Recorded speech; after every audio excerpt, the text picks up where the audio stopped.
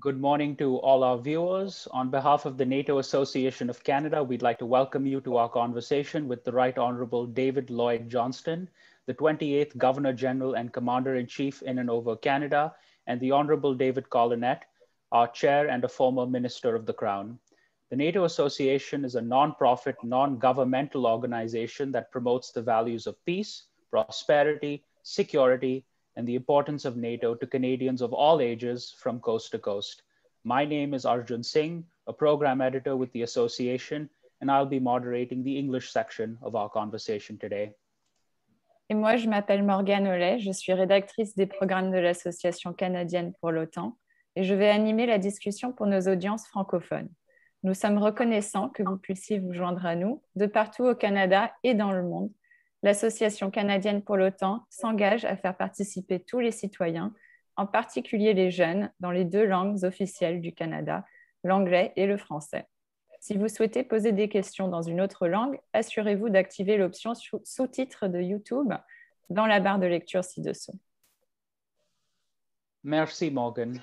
That's actually about the extent of my French. I'm the odd one out in this stellar bilingual cohort of guests and speakers. But to repeat that last bit, if any of our viewers would like to hear questions or read questions rather in a different language from which they are familiar, then please be sure to turn on YouTube's subtitle option in the player bar below.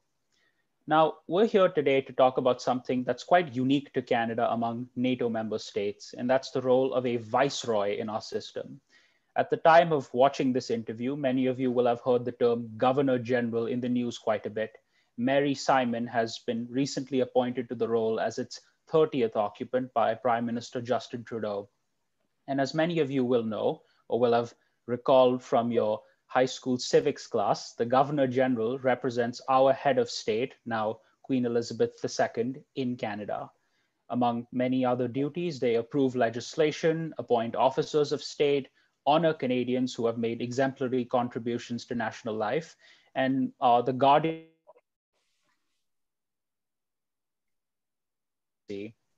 However, that's only half the story.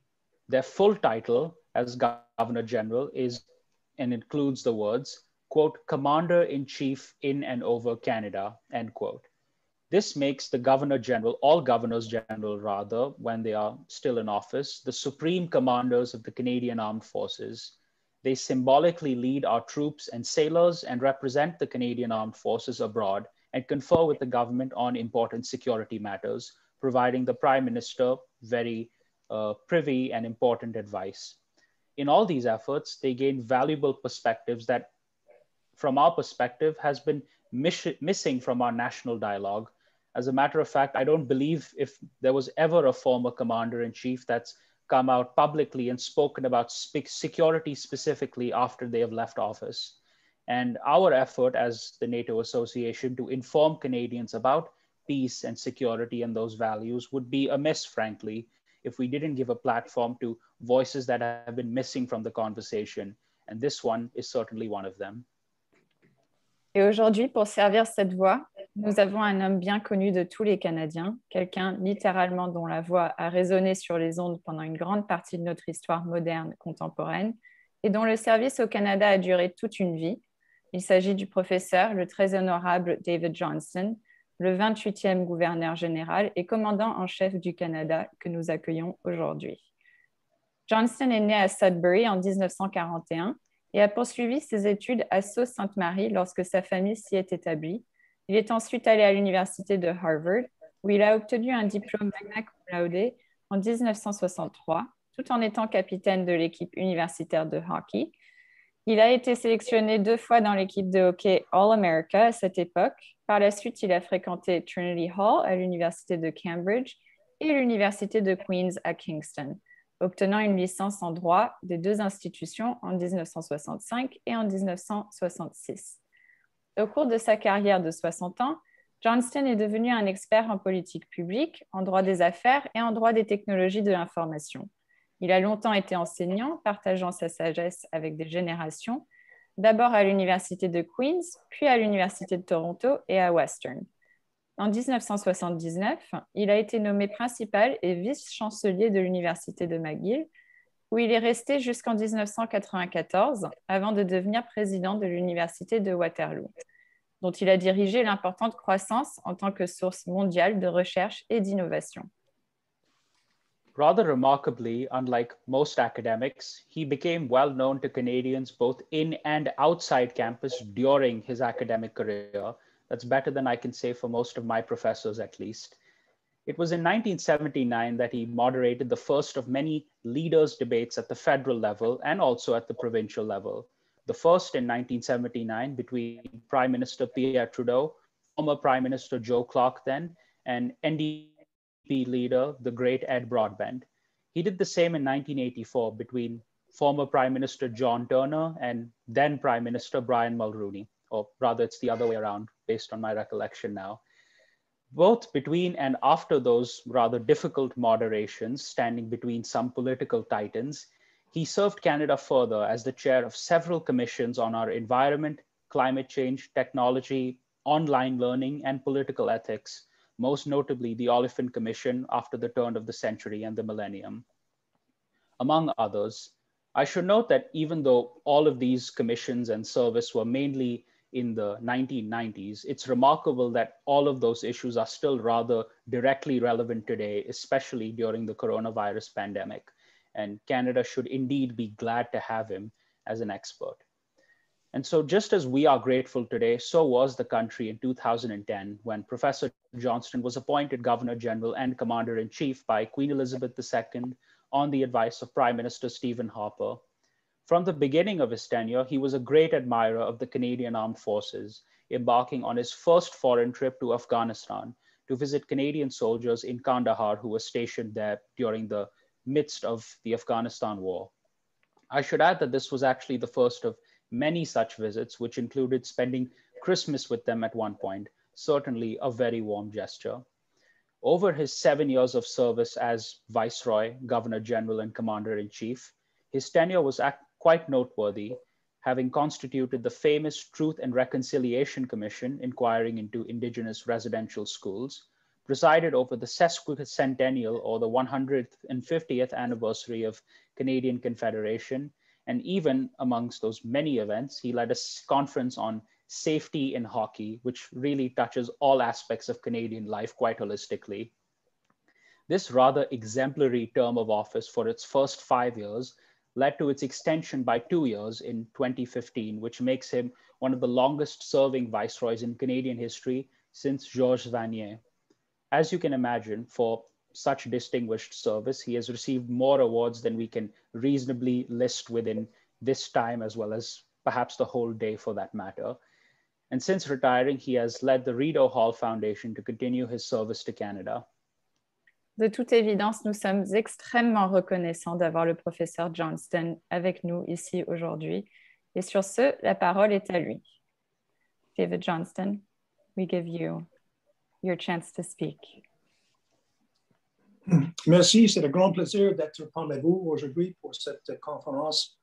Comme vous avez dit, j'ai beaucoup d'admiration pour votre association et plus généralement pour la cause du multilateralism dans le monde. I'm so delighted to be with you all today. I have great respect for the NATO Association, for NATO and the NATO Association of Canada, and applaud your efforts to make that wonderful institution more understandable to all Canadians.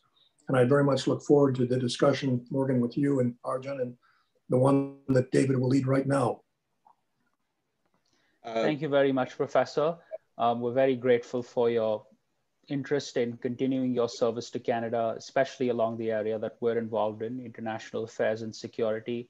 And really your presence here today is most gracious.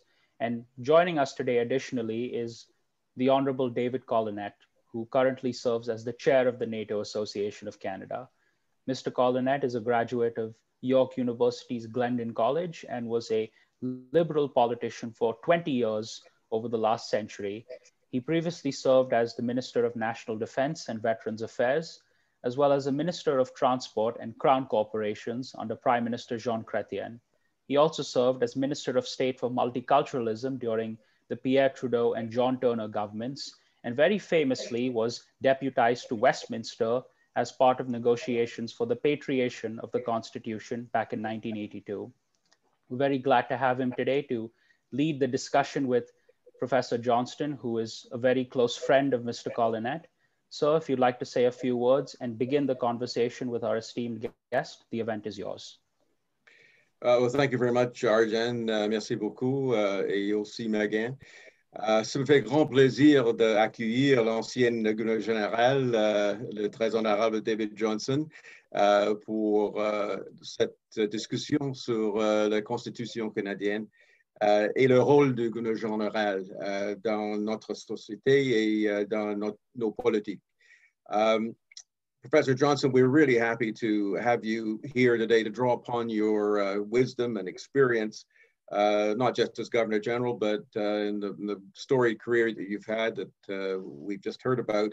But of course, we are focusing on the role of the Governor General, a post I think you occupied for about 7 years. And I'm particularly happy as a former Minister of National Defense that was Minister for 3 years with 2 Governors General at that time, Ray Natishan and Romeo Leblanc, to have some exchange about the role of the Governor General vis-a-vis the Canadian Armed Forces and, of course, the role as Commander-in-Chief.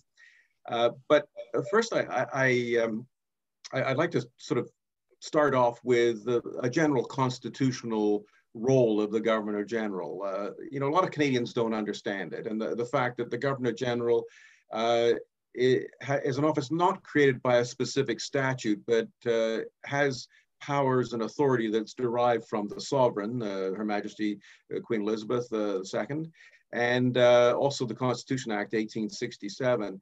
And in theory, the Governor General has rather extraordinary reserve powers, which are rarely exercised, but in my view, and I think it's a conventional view, serve to guarantee our parliamentary democracy. So perhaps just to start off, could you give us some insight on the constitutional role of the Governor General as one who's occupied that office? Well, David, first of all, I hope one David will refer to the other David as David. Yes, David. Secondly, what a wonderful capsule that you've given about this rather unique constitutional arrangement in Canada. Of course, David, it reflects 1,000 years of history. And Canada, with some other jurisdictions in the world, but not the majority, separates the function of head of state and head of government. Queen Elizabeth is our head of state, and the Governor General, appointed by the Queen on the recommendation of the Prime Minister and Cabinet, fills that role in Canada. And the head of government, and as a consequence, it's a nonpartisan, apart from politics, role whose fundamental responsibility is to protect and reinforce the Constitution and the values that flow from that. And I repeat that that's 1,000 years of history that involve that. The head of government is, of course, the Prime Minister and Cabinet elected by the people of Canada with the political power and responsibility to govern the affairs of the country. Those two work in harmony, but with quite separate responsibilities. The Governor General has 5 functions: the Commander-in-Chief of the military that we've mentioned. Secondly, to sign into law various pieces of legislation, orders in council, appointments, etc. Some in 1 year, 100,000 documents a year that I signed personally, and more typically 50 or 60,000. It was the year of the Diamond Jubilee where I signed 60,000 certificates. So that's a lot of signing. You get a lot of people to help you with that. Part of those duties are also the prorogation and dissolution of Parliament and the swearing in of a new Prime Minister. A third role that is really quite precious, David, and we'll get into, is when the Governor General travels abroad, he functions as head of state representing Canada. But it's not to sign treaties or to negotiate various arrangements. It's really to reinforce the people-to-people relationships between Canada and other countries, and to reflect, I think, principally the soft power, the values that are part of Canada, including our constitutional framework and our functioning democracy. A fourth is to be responsible for the honor system. And I'm so proud of the honor system in Canada, from Order of Canada to merits for meritorious service, bravery, courage, volunteers, and so on. And ours, I think, is amongst the least, or the least political in the world. It's a totally independent process to recognize Canadians who, in the words of the Order of Canada, desire a better country and have shown that desire in manifestly important ways. And the fifth is a broader category, which is to connect, honor, and inspire Canadians, which involves a lot of traveling, a lot of speaking, and in my case, a lot of writing. During the time I was GG, we wrote 4 books, one published a little after called Trust, which is an important feature of our constitutional government. The one we're working on now is called Empathy. And those 2 concepts of trust and empathy are very much part of the values that are reflected in the role of the Office of the Governor General. Well, I'd just like to focus on a couple of the points that you raised. The first, in the role of day-to-day government, while you are the head of state, my understanding is that it's custom, if not obligatory, for the government to keep you fully informed. Obviously, you are the one that signs the ordering councils. You're the one that gives royal assent to legislation. And many people have read how Her Majesty the Queen has been there through 10 prime ministers. And, you know, the prime ministers visit on a weekly basis or on a regular basis and inform them about the affairs of state. Now, obviously, we don't expect you to divulge anything that has been said with the prime ministers that you serve with. And I think it was Prime Minister Harper and Prime Minister Justin Trudeau. But can you tell us about that in a general sense, that kind of advice and your ability to, in effect, give an unfettered personal view based on your understanding of a current situation, which perhaps the elected politicians don't always get from their colleagues. And you know, you're a part of, you're not a partisan. You're above the fray, and you can give a perspective that really sometimes I would think is quite welcome. David, that's very, very well put by way of description. Walter Bagehot, who was the leading constitutional lawyer in the 1850s, 1860s, and 1870s, and an editor of The Economist in its early days, described that relationship that you have just articulated as the role of advising, encouraging, and warning.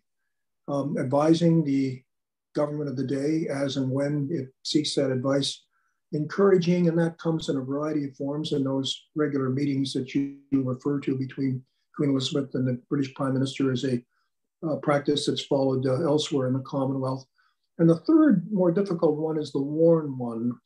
That must be handled with great care. You mentioned earlier there are reserve powers that serve as a check or balance held by the head of state representative, the Governor General, over the head of government.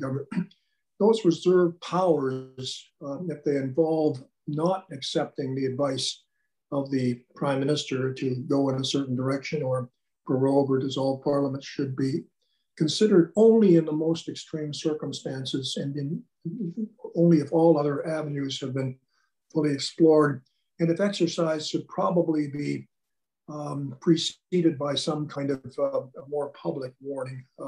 That's a very, very rare situation. And over the 1,000 years or so, those reserve powers have become more and more constricted.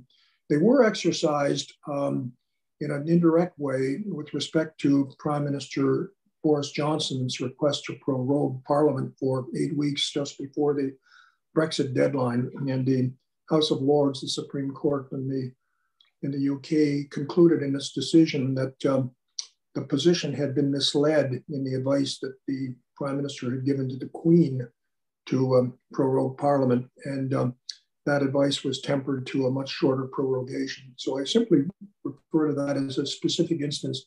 What I can say is one of the advantages of separating the position of head of state and the position of head of government is you do have this separate sphere of influence, of encouragement, of advice that comes from the office of the Governor General and the Queen and the other institutions that surround that. And as I look at other jurisdictions in the United States and elsewhere in the world, I think we see continuing advance that split in responsibilities, a nonpartisan for the Constitution, a partisan elected politician with responsible government responding to the popular will, but within the constraints of our Constitution. Well, certainly I would agree with what you've just said, and you know, I don't expect you to comment on it, but from my point of view, watching the United States in the last 4 years under President Trump, and the blurring of the lines between the functions of head of state, head of government, and what is appropriate, it gives me, you know, sort of reason to really applaud the fact that we do have the separation. And again, not to be too historical, we go back to, I think it was 1933 in Germany. The president, who was the head of state, had a chance, in my view, and some historians' view, and you're the historian, so I would defer to you on this, to actually refuse the request to hold, I think it was new elections or invite Adolf Hitler into the government. I forget the exact scenario. And people speculate it was because he was, you know, he's been a general in the First World War. He was older and tired, and he didn't, it was a very tumultuous time. But the fact is that a valuable opportunity was lost there to give the people another say. Now, perhaps they would have elected, you know, Mr. Hitler or others, but it really focused on the fact that the role of the president, in that case, the head of state, was to serve as a check against abuse or irregularity in terms of political power. So the fact that we have the system we have, and you mentioned the most contemporary issue with Boris Johnson, which I found quite surprising, that the Supreme Court, which is a relatively new institution in Britain, because it used to be the House of Lords, with as in effect the law lords, got into this. But we've had a couple of occasions in Canada. I think the first one was when the Governor General refused to accept the Senate appointments or Senate nominations. I think it was in Prime Minister Abbott or Tupper, one of those people, and that was in the 1890s. And then, of course, the famous affair in 1926, where the Governor General refused to accept the advice of the Prime Minister, Mackenzie King. And then I believe a few years ago, we had an even more pronounced example in Australia, where the Governor General actually, I think, dissolved Parliament. Yes, and dismissed the Prime Minister. Dismissed the Prime Minister. And in effect, we still have those powers. You had those powers. And I'm not saying, not advocating their use, but it shows that in certain circumstances, they can be exercised for the general principle of allowing the people to decide on the course of events. I don't know if that's a fair interpretation.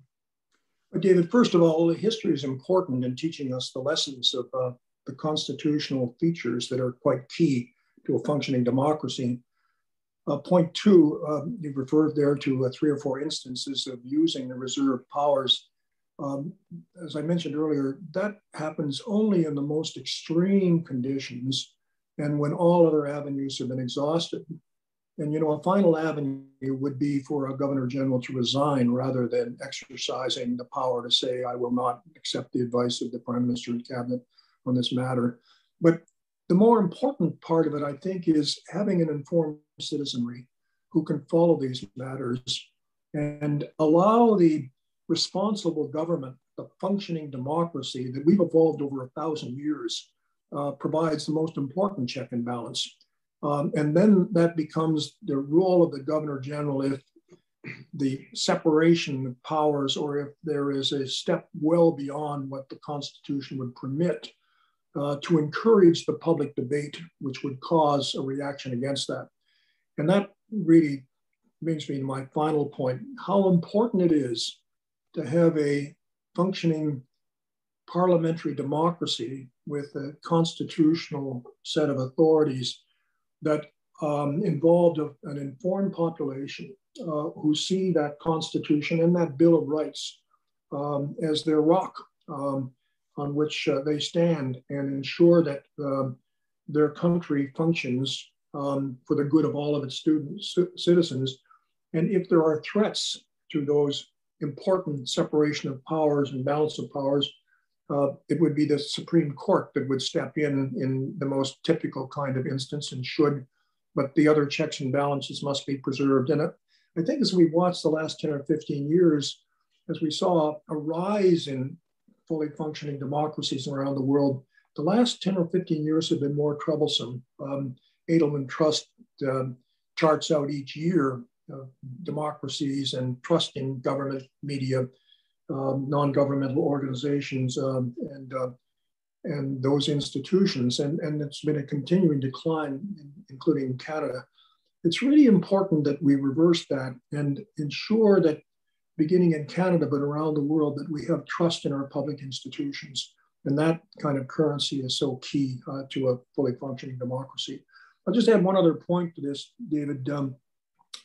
We've been doing a little writing of this in the empathy book. And one of the questions we put is what percentage of the world's population lives in what you'd regard as a fully functioning democracy?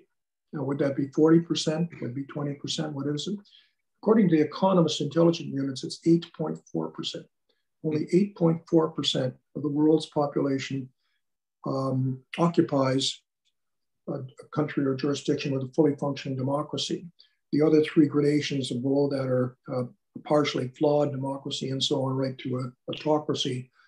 And it's interesting, in the top 5 of those fully functioning democracies are 5 smallish countries in this order: Norway, Iceland, Sweden, New Zealand, and Canada. Canada's a 38 million population, Sweden is 10 million, the others are much smaller. Rare for a larger country to be a fully functioning democracy. And the United States and France are not in that category of fully functioning democracies. That's really a very telling indicator of how important it is that we continue to work really hard in Canada to have a government and a system that serves all of its people and that our democracy functions fully. And that's why your work and your colleagues in the NATO Association of Canada is so important, because you're informing our citizenry as to how and why we enter into alliances like NATO that make the world more secure and peaceful, not only for our own citizens, but citizens of other countries as well. Well, thank you, David. That was a great segue into the next point that I was going to make, and that is the Governor General's unique role as Commander-in-Chief, and how that is reflected in the operations of the armed forces, and how it impacts on the global position of Canada. Most people don't realize that the Governor General is the Commander-in-Chief. Many people think it's the Prime Minister. Many people think it's the Minister of Defense or the Chief of the Defense Staff. But no, it is the Governor General, and that power does come from the sovereign. It wasn't always the case. I believe there was an act in the early part of the last century that actually codified the role of the Governor General as Commander-in-Chief. But I do know, from having been in the seat of as Minister of National Defense, that the armed forces very much, notwithstanding the respect that they accord to the Prime Minister or to the minister who has the legal authority under the National Defense Act, the fact is that there is a special bond, a special relationship between the troops, not just the Chief of Defense Staff, who is actually appointed by the Governor General on the recommendation of the Prime Minister, but by people in the field. And I saw this in Bosnia and Croatia, and the 2 visits that I made as Minister of National Defense, where everybody was happy that I was there. But I believe, I think it was Governor General Leblanc was about to visit. And they were very excited about that, even more so. No, I didn't take offense, but it was the bond that was there. And perhaps you could just tell us from your experience how that really functioned. Well, David, first of all, it's a bond of trust, not a bond of law. As you point out, the Governor General does not command troops into battle. The Governor General has no political power, nor should he or she. It is the Chief of Defense Staff responding to the Minister of Defense, and the Minister of Defense responding to the Cabinet and the Prime Minister that carries out those functional responsibilities as it should be. That's responsible government. And you know, that goes back actually to 1215 or so, to Magna Carta, where on the plains of southern England, King John was surrounded by his barons, and out of that came the Great Charter, which among other things said that the king could only raise troops and take them into battle with the consent of the barons, which was the beginning of Parliament. And so we go back 800 years to have this situation where, yes, the Governor General is Commander-in-Chief, but with respect to a bond of trust as opposed to a bond of law. And that's as it should be. It was a cherished responsibility that I had. I have so much admiration for the men and women who wear the uniform of Canada. And you know, that uniform is amongst the 3 or 4 most privileged and respected professions in our country at the present time, up there with doctors and nurses. That's remarkable. I'll tell just one story about the foundation for my admiration for the men and women who serve Canada in uniform. And that was the only request I made of Prime Minister Harper when he asked me to serve as Governor General was I wanted to go to Afghanistan as soon as possible. And we were sworn in October of 2010, and early November, I was there with the Chief of Defense Staff, Walt Matinchuk, who quickly has become a very close and dear friend. And we did our 36 hours of duty, and the last hour was given over to a discussion I had with the senior US military officer stationed there in Afghanistan. And he said, I have 2 important things I want to convey to you, and I hope you'll convey them to your Prime Minister and Cabinet. My custom on foreign visits is always to do a memo to the Prime Minister reporting on the visit. The Governor General only travels at the recommendation of the Prime Minister. But I did my usual memorandum, but I did a handwritten note to record this conversation to the Prime Minister. And what our American friend says is, I begin by saying I have the greatest respect for the people that wear the uniform of the Canadian Armed Forces. Number one, he said, as professional warriors, they are second to none. He said, American soldiers, airmen, Navy, airwomen, will go, Air Force, will gladly serve anywhere under Canadian command. We respect you enormously for your professionalism as warriors. So the second thing I never expected to see, I've been in military theaters for over 40 years, and there's something uncanny about the Canadians. They have the capacity to take the warrior's cap off and put on the cap of peace. And I've seen it in so many instances, whether it's how they relate to non-governmental organizations, how they function in different languages when necessary and show great appreciation for those different cultures, whether it's rebuilding a school and getting little girls and teachers back into a functioning building and protected, whether it's sitting down cross-legged on a dirt floor with a group of farmers to protect their fields and get the seed in the ground and the harvest out, etc. It's quite uncanny that they can somehow bring order out of chaos, having taken off the role of warrior. And he said, for the longest time, I thought it was something in the training of Canadians or something you did along the way. And I came finally to the resolution, it has nothing to do with training, or very little, but mostly to recruitment and to how people choose to serve in the armed forces in Canada, because they reflect the very best values of what we see as Canadian.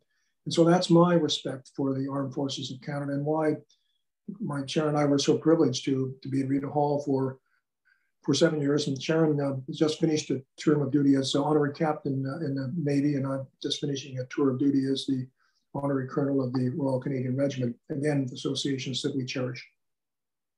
Well, I'm glad, David, you raised that, because it sort of takes my attention to the basic fact that the conflicts that we had in government, in caucus, in parliament, in cabinet, between Canada as a warrior nation and Canada as a peacekeeping nation. Everyone, or certainly a lot in my party, believe that Canadians are invariably peacekeepers. And of course, that stems from Lester Pearson's great initiatives as Minister of Foreign Affairs, and he received justly the Nobel Peace Prize. But there is a storied tradition of Canada as a warrior nation, going through wars like the Boer War, the First World War, the Second World War, and of course, Korea. And it is that sort of, I wouldn't say dichotomy, but it is two strains in our value system as Canadians. And I think they can coexist quite admirably. And I think that you just put your finger on that with the experience in Afghanistan. But it's certainly not easy, because you get, certainly I felt as minister, I got pulled all over the place, you know, by colleagues and others, constituencies, and certainly in the armed forces, where we at the time we were having to cut a lot of the budget, which was a political decision, a financial decision, but it was not easy to do. So, but it was my goal to preserve the combat capability of the armed forces until such time as we could rebuild, and which is what has happened. But because the armed forces must reflect the ability to be prepared and be the warriors on behalf of peace, but also, as you state, to then go and share our value systems with those that we are working with in other countries. Well, David, you're quite right. There is a balance to be struck with respect to those two wars, the roles, the warrior role, the defending yourself with arms, and the other role, which is making peace and reducing conflict.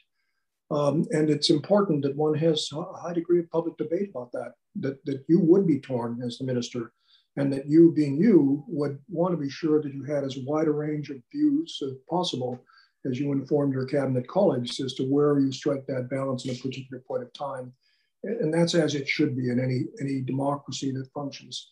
The second thing I would say is perhaps thinking of Mr. Pearson's Nobel Peace Prize back in 1956 after the Suez invasion, that Canada has developed before then, but crystallized then, admired role as a peacekeeper and a peacemaker in international relations, a role that's diminished a little bit in more recent years, but is coming back, I think. And that is an important contribution that Canada can make to the world. One, to see that defense of peace and the reduction of conflict and oppression is a responsibility of all nations in the world. And that one wants to bring together like-minded nations who do believe in fully functioning democracies together in associations like NATO to kind of head off at the nip at the bud, if you will, or at least prevent the growth of jurisdictions that have a different view of how they see the world, a view of conquest and conquering and so on, and being prepared to infringe greatly upon the liberty and lives of other people to do it. And that's, I think, been a unique Canadian role with a influence far beyond our 38 million people, that we will respond when necessary, when absolutely necessary, to the call to arms with associations like NATO or the United Nations to bring a collective will to try to prevent wars breaking out in conflict. But equally working very hard at the so-called soft power. Joe Nye, the dean of the Kennedy School of Government, captured that phrase of soft power. And Canada is regarded as a nation that best reflects soft power. And soft power is simply bringing to the rest of the world your values of functioning democracies, of respect for human rights, of equality of opportunity, and so on, fairness in how one deals with one people. And that is where I think we should take pride in our past and renew our determination that the Canadian role in that should be the kind of role that I described about that story from Afghanistan and the advice given by the US commander to us in Canada. Well, I have to say that I watched, because I was out of politics when you were Governor General. I retired in 2004, but I really admired you going to Afghanistan. You know, it's fine for people like me to go to Bosnia and Croatia, which was a nasty civil war where there were atrocities that were committed. But Afghanistan was inherently much more dangerous. And I think that to have the Governor General go into that theater of war where, frankly, your safety was at risk every day in that climate, I think that was very admirable. And it comes back to the point that it really builds the trust and the bond between the state, the history of Canada, the institutions of Canada, and the men and women who actually go there and put their lives on the line for our values, for democratic values. David, you know, those were important experiences. Certainly for me, never been in battle, never served in uniform before then, and attempting to transmit that to Canadians as to what we were about. And two stories that illustrate that. One, I guess in a way, a little funny. And the other is very profound and troubling. The funny one was that when we flew out to Afghanistan, we had 3 or 4 aides-de-camp who come from the military, and one of my aides-de-camp had taken the combat uniform, which I was to wear, and tried it on, measured and so on. It all fit and nicely ironed, and I looked terrific. And he says, "Just great, sir." And he put it away, and we're coming into Afghanistan. You come in only at night. You don't want to come in during the day. And he got me up and says, "Time to get into your combat, sir." And I got them out and started putting them on. And I said, "Ben, where's that nice, fresh, new uniform that you had for me? This is, it's dirty, it's rumpled, it's frayed, etc." He said, "Sir, that uniform has been in about 10 different mud puddles, and me stomping on it with my other colleagues through the washing machine 4 or 5 times, and not ironed." He said, "And there's a very simple reason for that." I said, "What? Why would you do that, man, for a nice uniform?" He said, "Sir, the snipers look for the freshest uniform because that's usually the brass." So for me, that was a pretty sobering lesson, you know, as we arrived in the middle of the night and got there. And then as we were coming back, as we got on the plane, Ben, who was a jet pilot and had been in Afghanistan on the ground reconnaissance, helping to direct the strikes through the communication with the planes in the sky, and had to travel a lot from place to place by convoy. And he handed me a little sack, and he says, "Sir, that's a kind of keepsake or souvenir of Afghanistan." I said, "What's in it, Ben?" He said, "Sand." I said, "Is there anything special about the sand?" He says, "Well, sorry, I didn't want to tell you, but," he says, "as you know, I was wounded in Afghanistan." I said, "I did know that, Ben." He had his torso fractured, broken legs, hips, ribs fractured, close to losing his life. Fortunately, he was assisted immediately on the battlefield. It was an IED, an explosive device on a road where the convoy had passed. And what saved him was that we had double plates in those LAVs, those armored vehicles. And the bombs usually have 2 fuses. One to sets off a first set of explosives that blows the plates out, and then the second would penetrate into the chamber of the LAV and do great damage. This one was somewhat delayed, and so he survived and came back. But for him, this was a gift to me, I guess, to remind me of the horrors of war and the extraordinary tragedies that occur. And you know, David, I'm not sure whether this was your experience or not, but I find the most pacific people in the world are people that have served in uniform, especially as they go higher in the ranks and realize the tragic costs of war. I think of Colin Powell, for example, in George Bush Jr.'s cabinet. He was the most pacific person in that cabinet, and was a little bit shunned by his colleagues because he was considered to be not willing to take up the cudgel as quickly as some of the others. And I tell those stories because they illustrate how important it is that we do have a sense of security and protecting ourselves and our other citizens around the world, but even more so, work really hard at peace and conflict resolution by governing ourselves appropriately and by doing everything we can to bring functioning democracies and responsible government to other jurisdictions in the world. Well, that's a very good point, and I hadn't thought of that, but I would just sort of tack on one example. You mentioned Colin Powell. The Chief of Defense Staff for part of my time was, of course, Johnston, who came back. And he was a remarkable individual who has seen a lot of, of conflict, but has an incredible perspective on the role of the forces as an institution that really must strive for peace and accommodation. And we saw this when under his command with the troops that were involved with Oka in, I think, 1988, where there was an incredible restraint, but the armed forces, and this was in the domestic situation. And of course, without getting into specifics, we had the referendum in 1995, and then there were all kinds of people speculating about the loyalty of troops and all of that kind of thing. And I remember having discussions and really coming away from those discussions with an essential point that in society, and I'm not talking now, of course, about our foreign role in NATO, but there is some application that the role of the military in society is, in times of conflict, to preserve order until such time as the political actors develop a compromise that come to a solution.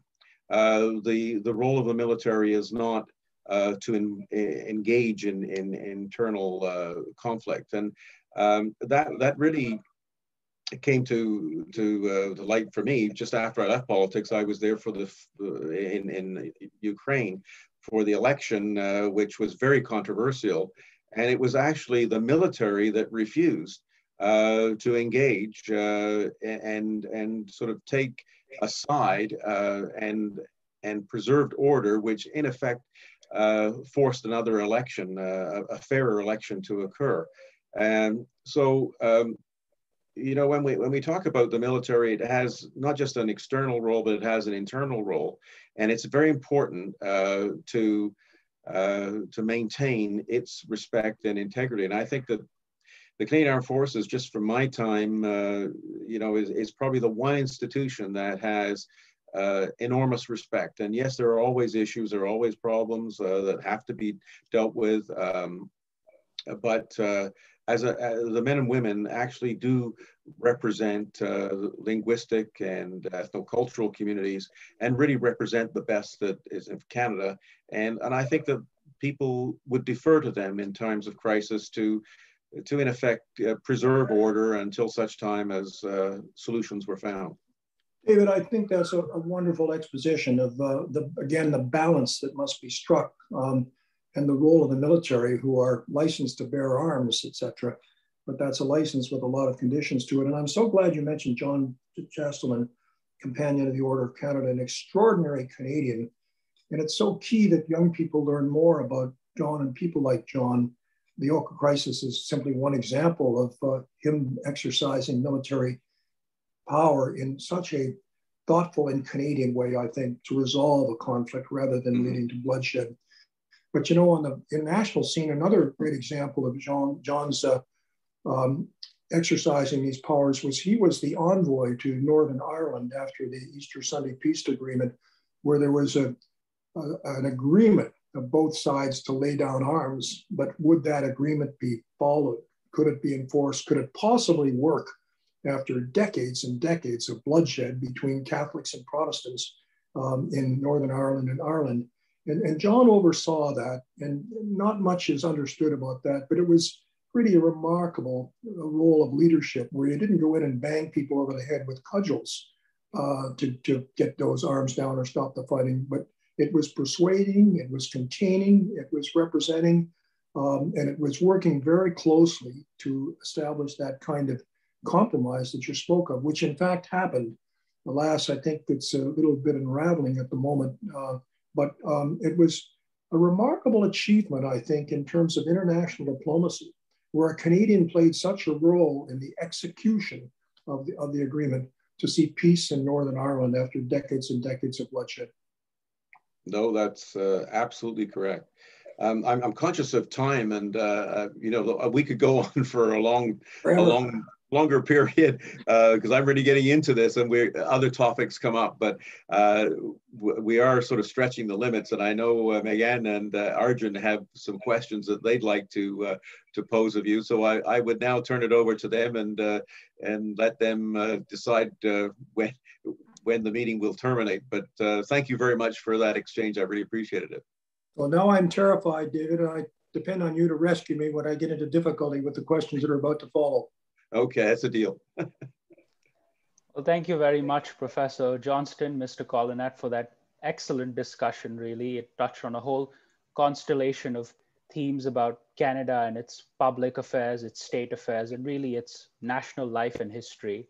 And as someone personally who wants to join and is currently applying to join the Canadian Armed Forces, there's a lot to sort of look to the stars, as it were, from what we've just heard. And particularly one thing about your discussion was the exposition on the constitutional role of the Governor General and how our democracy is really held stable by those countervailing forces. I actually spent my adolescence away from Canada for a while, and Morgan is an immigrant to Canada, so I'm sure she can also relate. But civic knowledge is something that I feel in our country needs to be propagated more widely as well as more deeply. And this discussion that a former minister of the Crown and a former Viceroy and Governor General have just had is really, I think, a very good way to do that. And just a bit further, as a personal student of the United States, I couldn't help but notice that in terms of your discussion on the nature of democracies and how they perhaps differ from one nation to the other, the trust in power is really something that differs quite a bit between presidential republics such as the US and France and parliamentary democracies such as Canada and the United Kingdom. Paradoxically, where the president is the head of state and exercises powers in their name, there is more mistrust of power. They are held in check laterally by the other branches. This is what the Madison and others wrote about in Federalist 10 and 51. But in the parliamentary in the parliamentary democracies, we have more trust in one figure, the Governor General or the monarch, if it's in the UK, to hold everything in reserve and restrain themselves from exercising power, and only doing so when democracy is in those very rare moments, as you mentioned, in crisis. And I think that's an interesting distinction to grasp. But that's not to say there aren't similarities either. Certainly, one can think of the moment when George Washington resigned his commission, and perhaps a bit earlier when Cincinnatus returned to the fields, as it were, when they rescinded power, they gave it up for the sake of democratic preservation. The only difference is that that was in the republics, and in the parliamentary democracies, you, Professor Johnston, and other monarchs have had to bear the weight of power for such a long period of time and exercise that kind of restraint to ensure that democracy prevails. And the fact that people like you have been able to do that for so long and parliamentary democracies have turned out rather well is a very comforting thought. And we hope that service can be continued as it goes forth.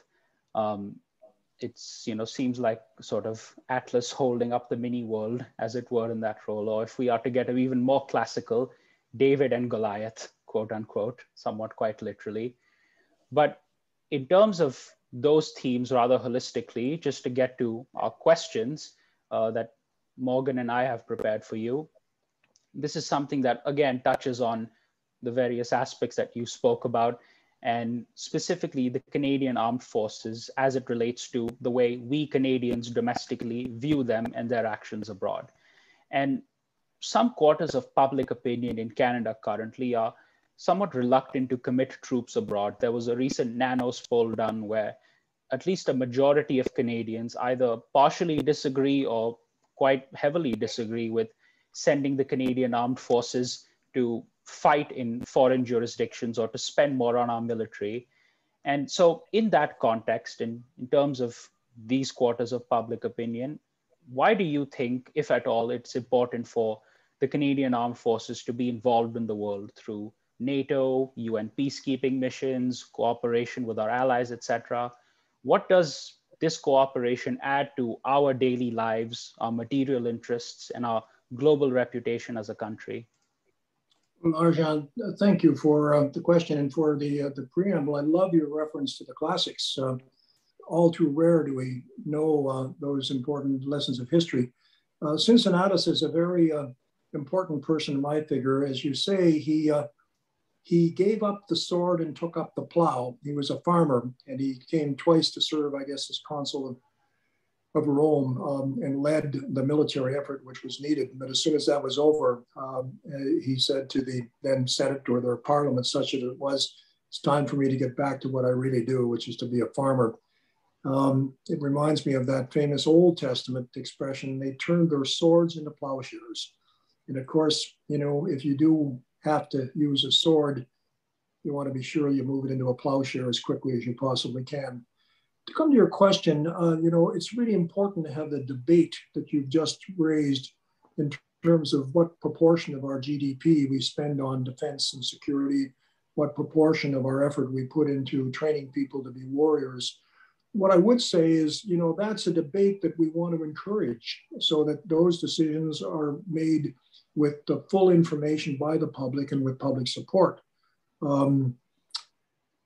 World War I and World War II both had controversy in some parts of the country, but when Canada decided it should participate with allies to defeat what we saw as a threat to not only our allies' security, but our own, we were there with a very substantial backing of the Canadian public. It's hard to imagine a time in World War I or World War II where there was not stronger support. That's not been true for other international engagements that we've been involved in, and appropriately so that we have a debate about that. The final thing I would say is that as we make those decisions of what degree of effort we put into the sword in the military, the international alliances are so important. Canada is not going to be the ruler of the world to reduce all quarrels and conflicts into peace, but it will play a role beyond its population size by its involvement in NATO, its involvement in the United Nations, be they peacekeeping missions or other initiatives, and the coalitions of the willing that try to create the conditions around the world to reduce conflict or prevent it from happening, and when it does, to try to steer it into the kind of situation that David referred to with respect to peacekeeping. So I don't have a simple answer as to where on that balance you strike the percentage of budget that goes into our military, but it's important that it be seen as a matter of public discourse and public support. Those who want it to go one way or another should present those ideas in our civil institutions and abide by the consequence. Well, thank you very much for that answer, Professor. And certainly it's a complex topic, so I don't imagine that we would do justice to any question like that with a simple answer. A complex answer is the minimum, but certainly framing it through the lens of democracy and constant dialogue about what decisions would be best for our country in terms of our military force abroad is very, very comforting. It's good to know that our leaders think that way. And certainly, if anything's going to build legitimacy for the armed forces, then that is it.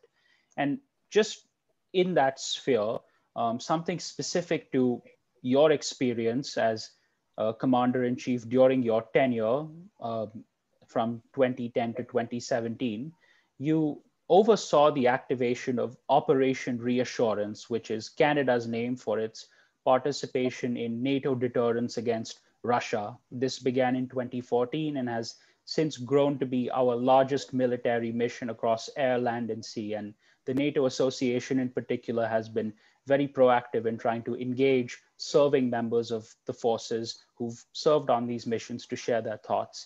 And in addition to overseeing this operations activation, you also oversaw our peacekeeping mission in Mali and Western Africa, and the fight against ISIS, ISIL, Daesh, whatever name it may be, when Canadian forces CF-188 Hornets were deployed as part of that global coalition.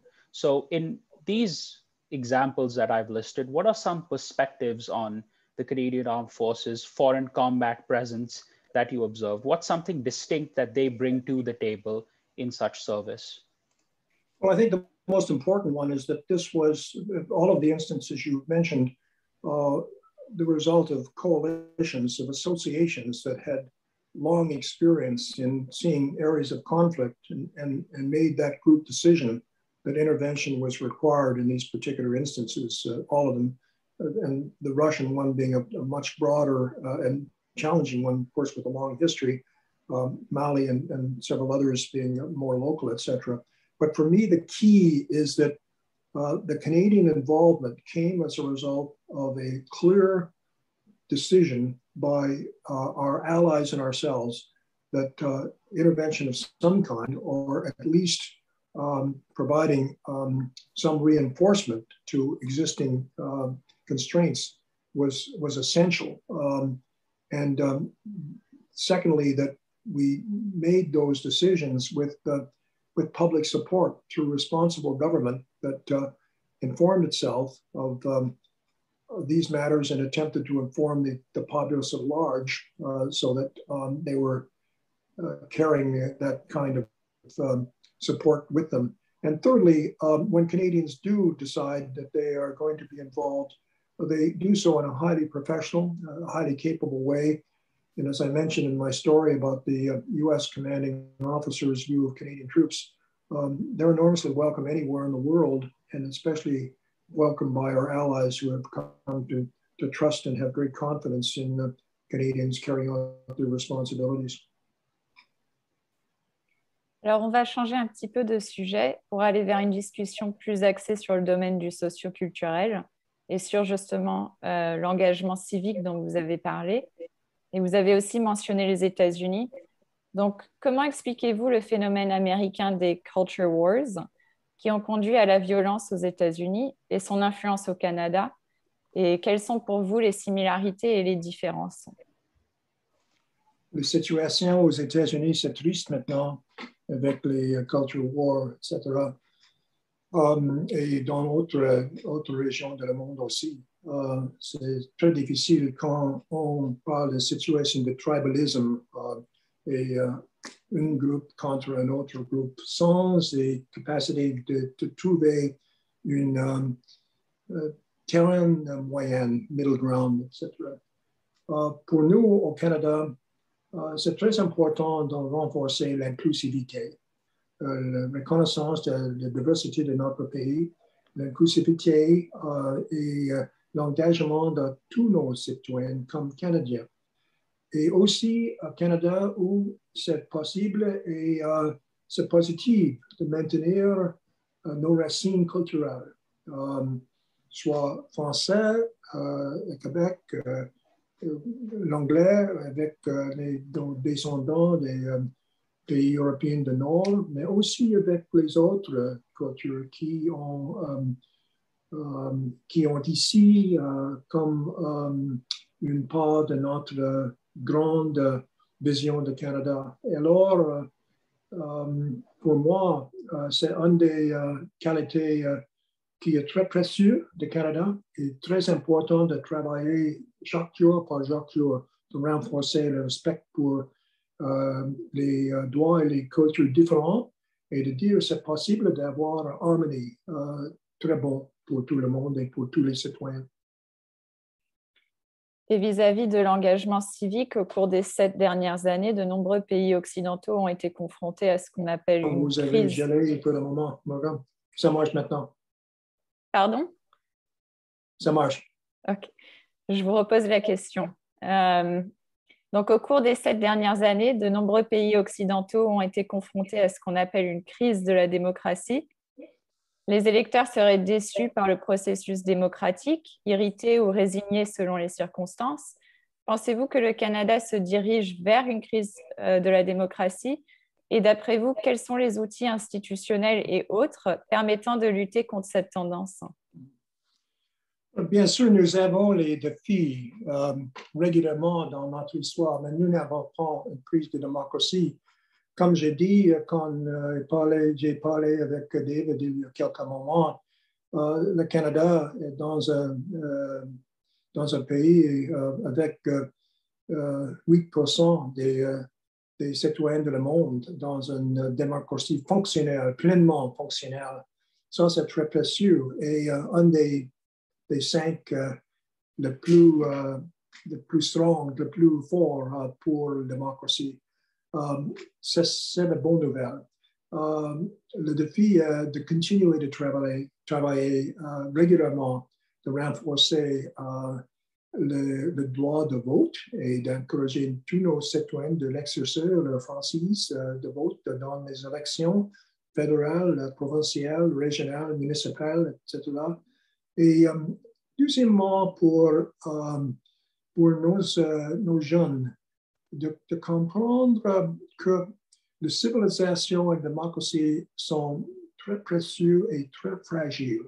C'est possible de perdre les qualités fondamentales et on doit travailler constamment, particulièrement dans un monde où le média social est très divers avec les grandes différences dans le reportage des salons. Alors, nous avons le travail à faire, mais nous commençons avec une position de respect pour notre démocratie du point de vue des autres pays dans le monde. Thank you very much, Professor, for those answers in French. I must confess, I understood very little in terms of there were certain words though that did speak out: democracy, respect, etc. And it's just, if I could self-flagellate once more, it's another reminder to brush up on my bilingual skills when the time comes. But just to sort of speak on national security and foreign policy again, and this is something that Mr. Colonette also discussed with you earlier. As the Governor General and Commander-in-Chief, you sat at the apex of our foreign policy and national security apparatus. If only symbolically, it was still at the apex. And those duties included meeting dignitaries, particularly receiving the credentials of foreign ambassadors and high commissioners, signing treaties, other important documents. 60,000 in 1 year would probably give me carpal tunnel syndrome, but at your age to manage that is truly remarkable. You also oversaw the military and received briefings on state affairs and quite a few other things. And this, in addition to your academic background, gives you an enormous wealth of knowledge. That is something we're very privileged to have as a country.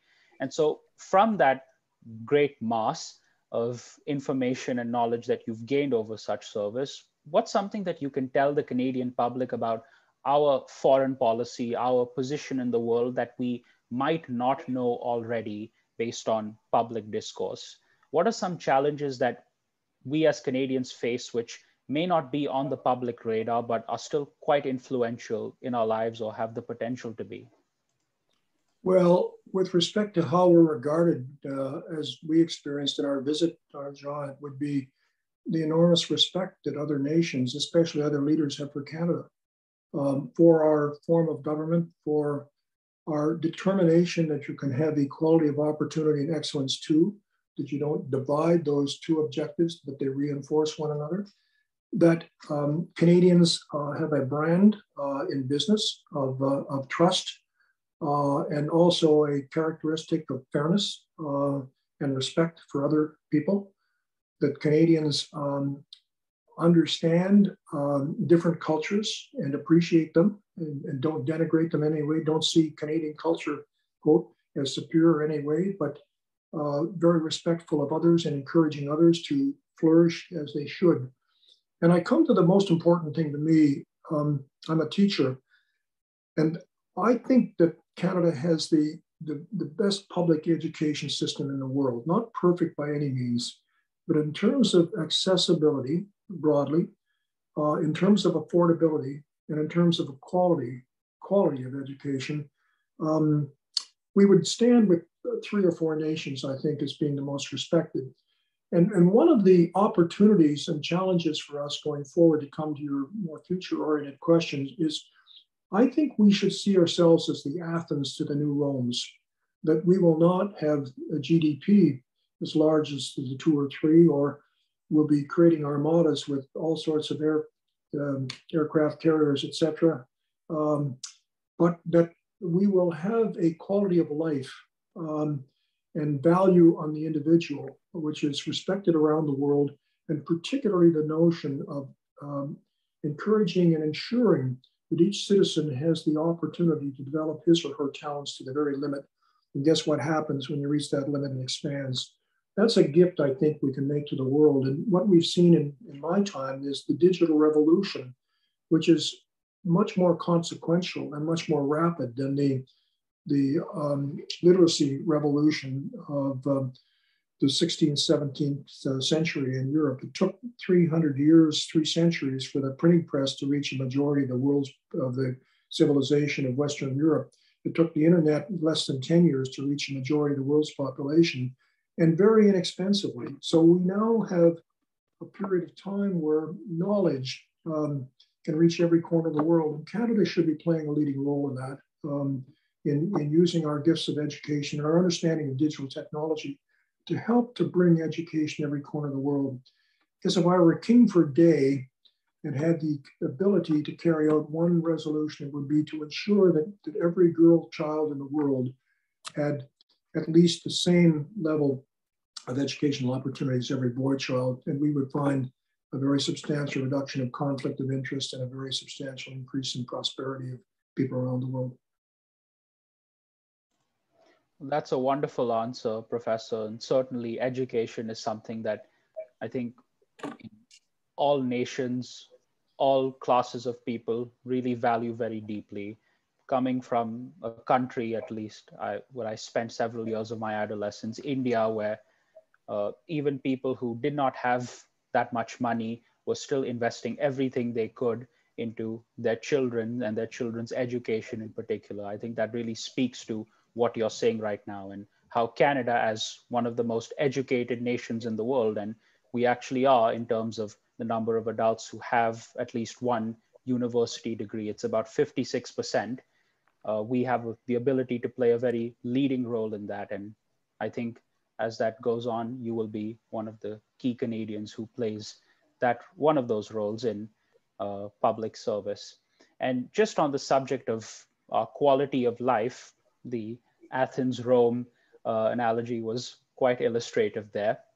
And specifically about our public life again, and one of the prominent hallmarks of that, the position of the Governor General and Commander-in-Chief, and the office of the Queen above that as the fount of honor and power in our system, are constitutional in nature, as we've discussed at length thus far.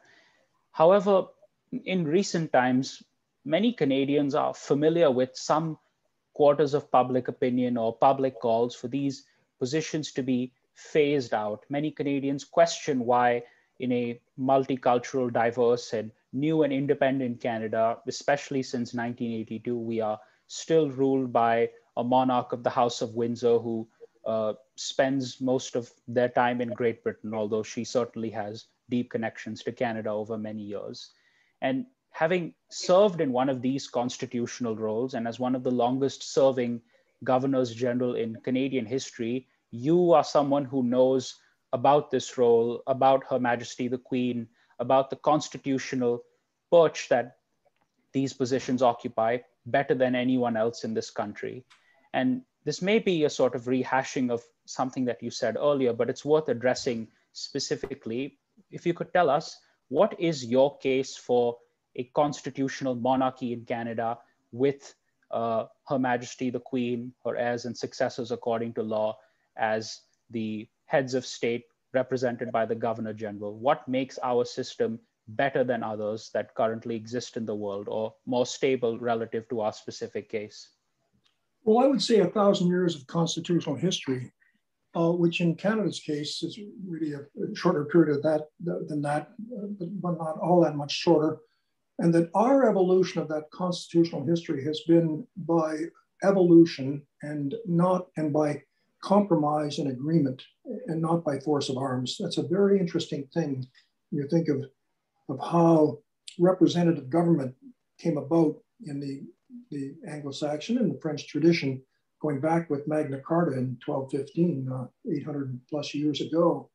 And in Canada, of course, we have evolved as well since 1867 in terms of the roles you've just described, et cetera.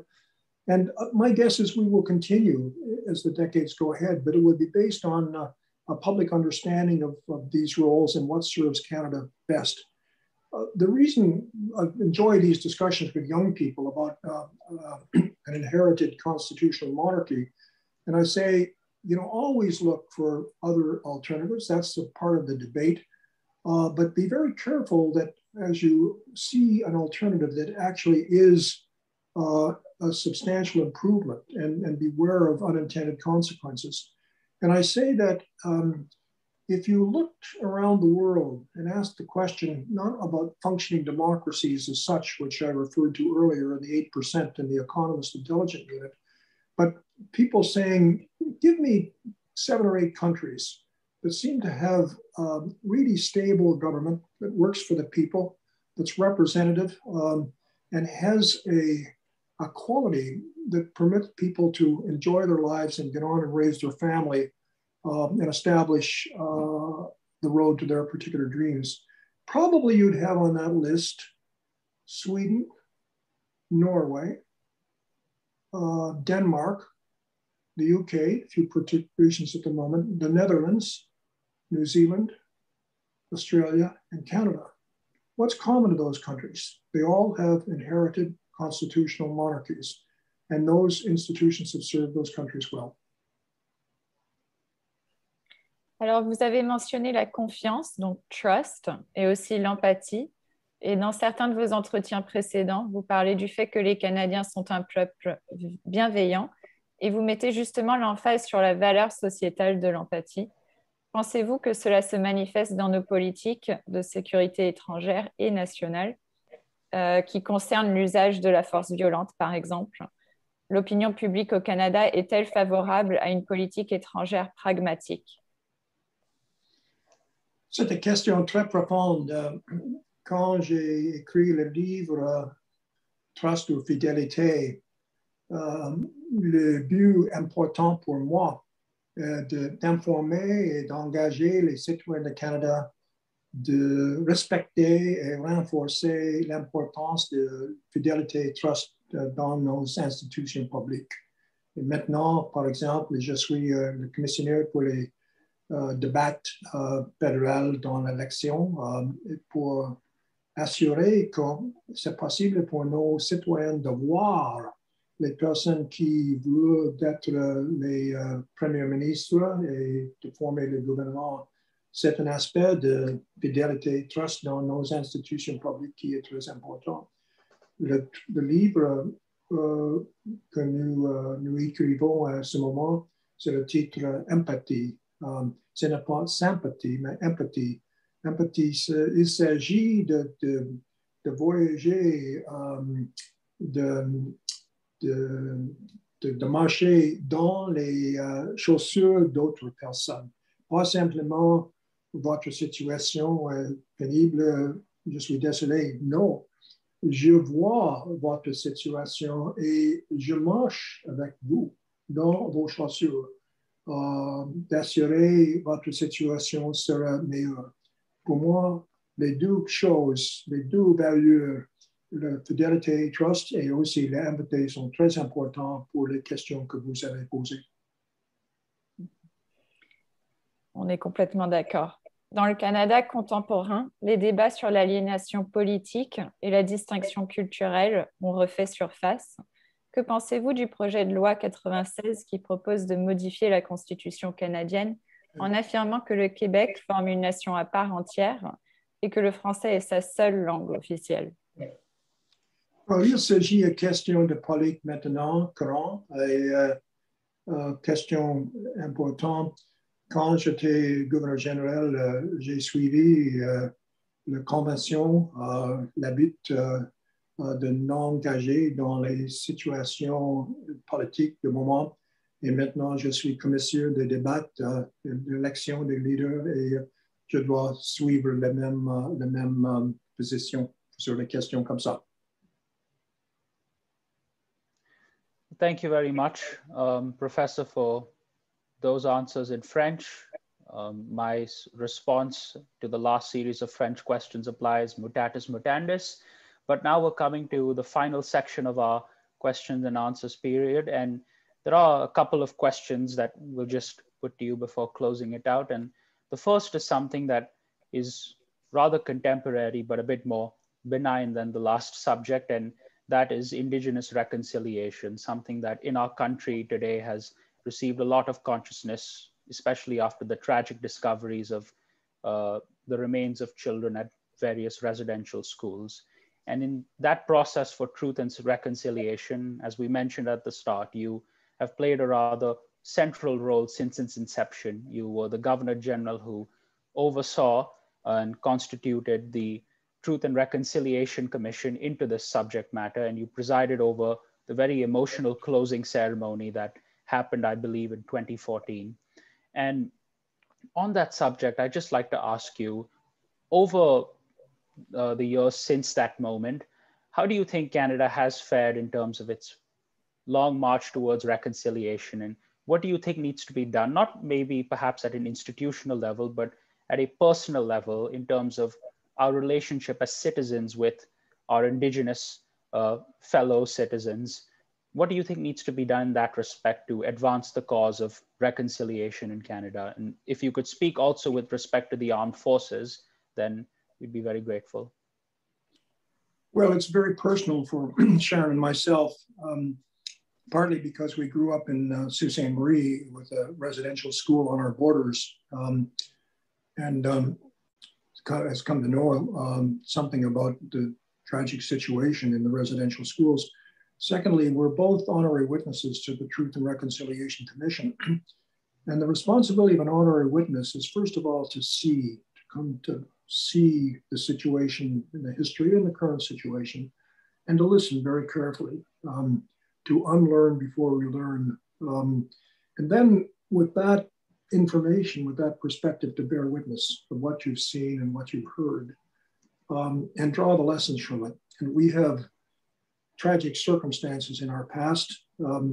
It's important to face up with them to them fully, as the Truth and Reconciliation Commission has done so, and then get on with the job of reconciliation together. And it is a job or responsibility of all of our citizens. And I'm very heartened by the fact that it is now seen this way by the vast majority of Canadians, that together we will work very earnestly and very practically to improve the situation of our First Nations and our Indigenous people generally.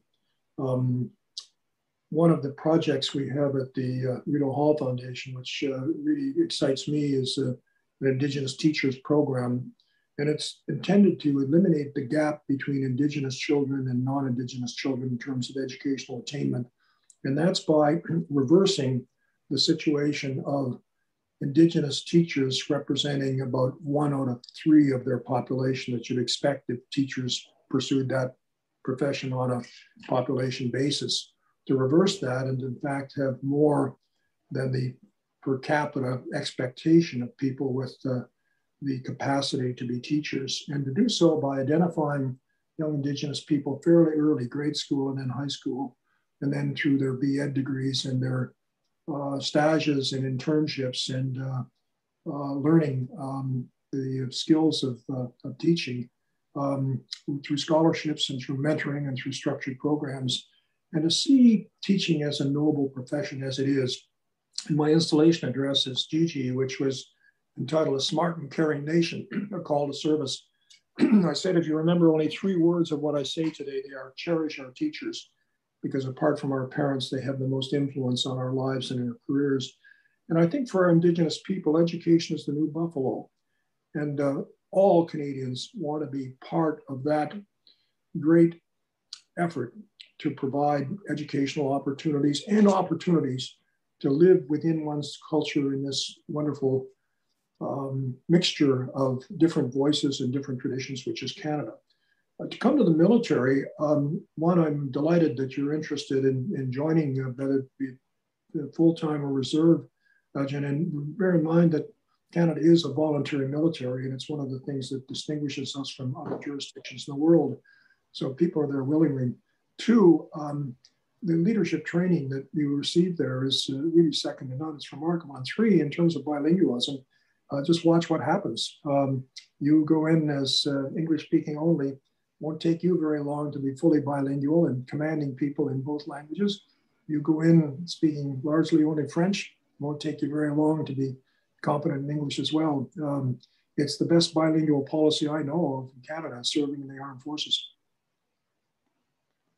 Thank you very much, Professor. That's heartening to know at both sort of wider level in terms of the path towards reconciliation and at a personal level in terms of what we can do, as well as the future of me as a bilingual speaker.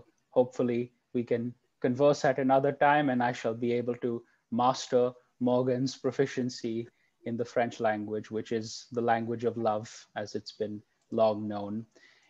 And just sort of our last question for today. It's something that's rather short and succinct, but certainly we're saving the best for last.